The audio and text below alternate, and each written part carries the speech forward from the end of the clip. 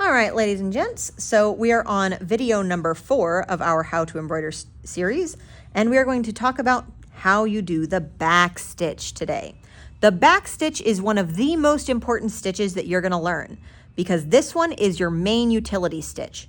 If anything needs to hold strength, it's going to be yanked on, pulled on, etc. It's going to be under any kind of pressure. The back stitch is the one you need. Now, I have my loaded fabric. I have my thread on my needle, but I don't have a knot, so I'm going to do that really quick. Reference the how to thread your needle video if you don't remember how to make a knot on the back of your thread. And then we're going to start stitching. So just like we did in running stitch, we're going to come up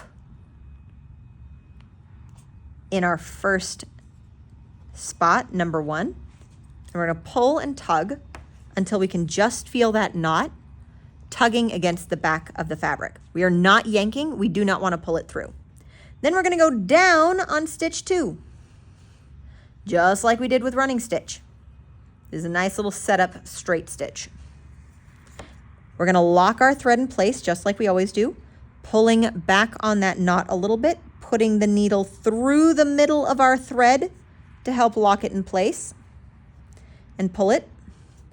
Nothing has changed between here and here at the moment, and everything will change from this moment forward. Not really. We're going to come up on 3. In running stitch, you would then move forward to 4, but in back stitch, you're essentially going to do each stitch backwards. You come up on 3, and you'll go down on 2, filling in that gap. You'll notice the gap between 2 and 3 on the running stitch is empty. It doesn't exist. But now we need to fill it. Now, the next one that we're going to come up on is 4. We came up on 3 before, now we're coming up on 4. In running stitch, we went down on 4. We're going to come up on 4, and then instead of moving forward, we're going to move back. Back stitch moves backwards, and we're going to go down on 3. We're going to come up on 5, again, making a gap, and then like we do in a back stitch, we're going to go backwards and fill in that gap. We're going to go down on 4. I'm going to do a quick check. Nothing is tangled, so we're good. Up on 6, down on 5. Up on 7, down on 6. Slow down this video if you need to. Check on yourself, check your neighbor. Back stitch is very important to know and to know well. I'm going to come up on 9.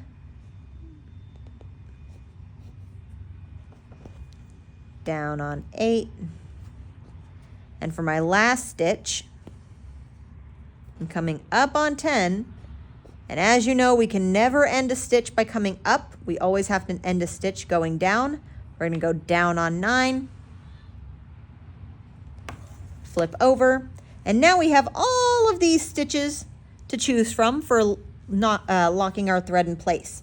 So since I have this nice little limboable stitch right here, I'm going to come through, pull that until I got a loop, put my needle through that loop and give it a pull.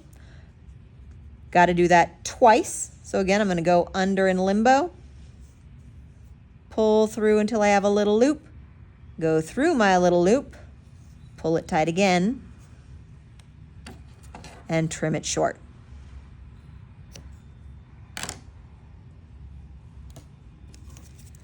And there's my back stitch. The difference between the back stitch and the running stitch is not just strength, it's that the back stitch will get you a nice solid line, while a running stitch gives you more of a dotted line. All right, and that's the back stitch. Bye.